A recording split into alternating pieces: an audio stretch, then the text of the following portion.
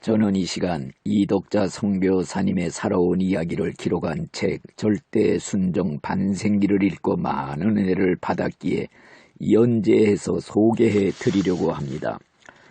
이덕자 선교사님은 기구한 운명으로 태어나 온갖 시련을 겪으면서 하나님을 만났고 하나님의 음성을 수없이 듣고 순종하여 일평생 하나님께 헌신하신 분입니다. 그녀의 불행은 그의 어머니 권임녀로부터 시작됩니다. 21살 때 그녀의 어머니는 부모님이 정해준 남자와 결혼을 했습니다. 그런데 첫날 밤을 치르고 신랑이 그만 사라진 것이었습니다. 신랑이 사라진 연유를 시부모님에게 다구쳐 물었더니 우물쭈물하다가 에이구 아무래도 또 만주로 갔나 보구나 이렇게 중얼거리더라는 것입니다. 새 신부는 시부모가 알려준 만주의 주소지를 찾아갔더니 그곳은 선술집이었다고 합니다. 주인장 계시오 하고 물어보니 방문이 열리더니 여자가 얼굴을 내밀었다고 하는 것입니다.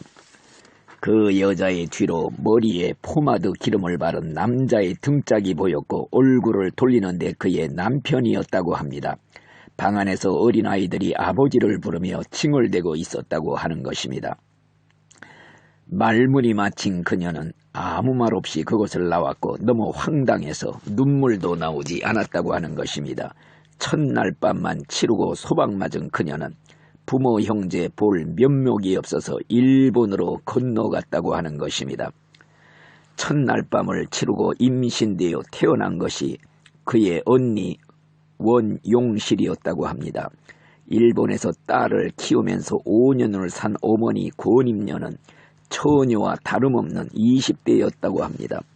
그 무렵에 그녀는 동경의 유학원 이기창이라는 남자와 만나게 되었고 그는 상처하고 세 아들을 고국에 두고 온 호랍이었다고 하는 것입니다. 그녀는 이기창이라는 남자와 사랑에 빠졌고 혼례를 올리지 않았지만 다정한 부부로 살게 되었다고 하는 것입니다. 그 두 사람 사이에서 태어난 분이 바로 이 이야기의 주인공 이덕자 선교사님이십니다. 그의 어머니는 이기창에게 전초세생을 내가 키울 테니 귀국하자고 졸라댔다고 하는 것입니다. 그 말에 귀가 솔깃해진 아버지 이기창은 먼저 인천에 들어와서 보금자리를 마련한 후에 어머니와 두 딸을 귀국을 시켰다고 하는 것입니다. 고국에 돌아온 후에 어머니의 생일을 맞게 되었을 때 아버지는 집안에서 운영하던 영흥도 소 목장에 가서 소를 잡아오겠다며 배를 타고 갔다가 풍랑을 만나 그만 돌아가셨다고 하는 것입니다. 그런데 남편이 죽은 충격보다 더 큰 충격은 남편의 장례식장에 젊은 여자가 아기를 얻고 손에는 여자아이를 잡고 나타나 통각하기를 시작했다는 것이었습니다. 아이고 이렇게 가면 나는 어떻게 하라고 어린 자식만 남겨두고 가면 나는 어떻게 살아 이 모진 인간아 무정한 인간아. 이 젊은 여자는 그의 남편이 재혼한 여자였다고 하는 것입니다. 이 여자가 전초 아들을 얼마나 굽어가든지 불화를 이기지 못해서 일본으로 도피 유학을 왔다가 그의 어머니를 만난 것이었습니다. 남편 복이 지지로 없는 그의 어머니 권임녀는 불심으로 위안을 얻으려 절을 4곳이나 세웠다고 합니다. 그리고 집안에 불당까지 만들어 놓을 정도로 열렬한 불자였다고 하는 것입니다.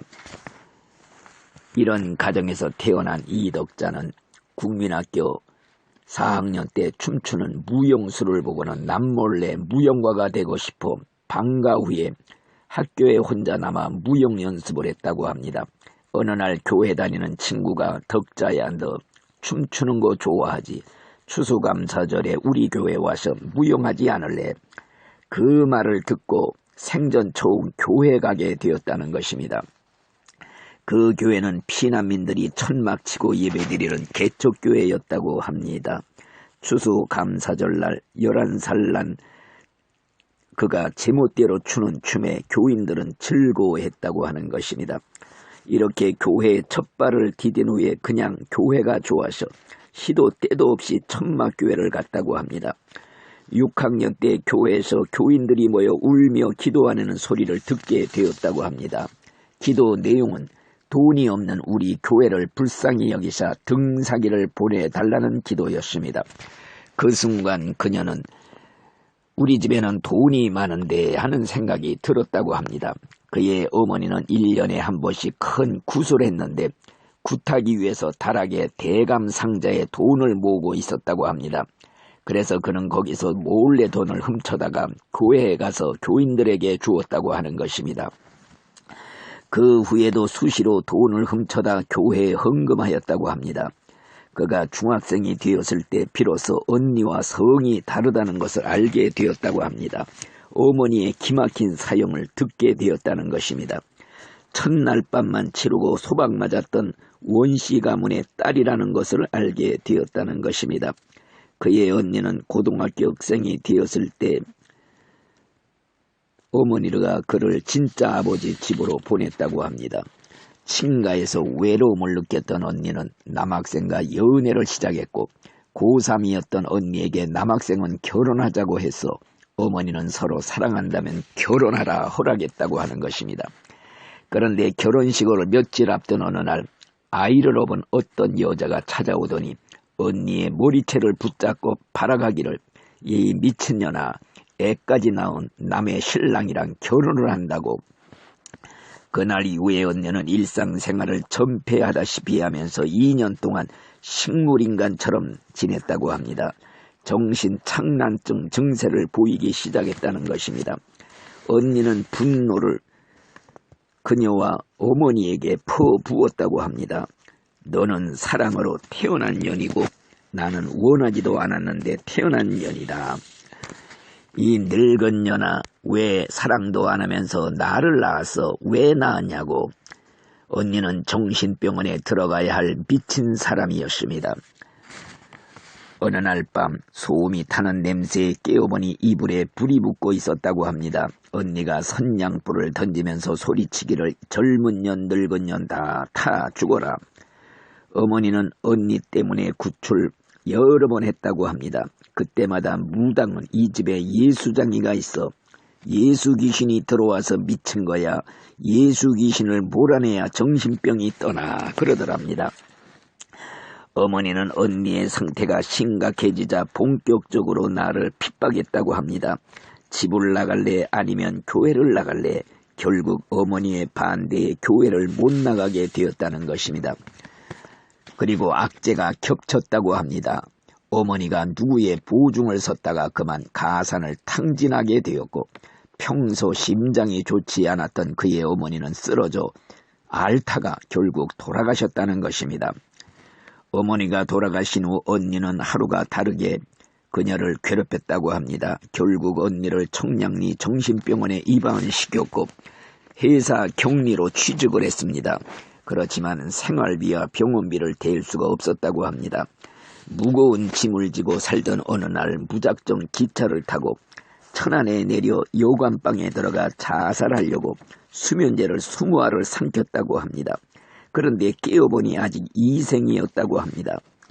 막내 이모가 달려와 위로하기를 덕자야 마음을 다스려야 살 수 있어. 다 마음 먹기에 달렸어. 나중에 마음 다스리는 데는 북글씨가 좋다는 말을 듣고 북글씨 학원을 다니게 되었다고 하는 것입니다.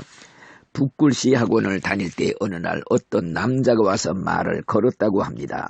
선덕훈이라고 합니다. 저하고 차 한잔 하실까요? 그는 자신을 학원 원장 친구라고 소개하더랍니다. 그래서 그녀는 어머니와 언니의 삶을 보면서 결혼은 절대 하지 않기로 결심했는데 차 한잔 하자는 것을 거절하지 못하고 같이 차를 마시게 되었다고 합니다. 그는 미친 언니를 데리고 산다는 사정을 듣더니 당신이 지고 있는 그 무거운 짐을 내가 좀 덜어주고 싶습니다. 이런 말에 그만 그녀는 마음이 흔들리게 되었고 며칠 후에 그는 정식으로 청혼을 했다고 합니다. 선덕훈이라는 이 남자는 동대문에서 포목종을 하는 집안의 7남매 중 장남이었다고 합니다. 연세대 경영학과를 졸업한 33살의 노총각이었다고 하는 것입니다. 다음 해에 계속하겠습니다.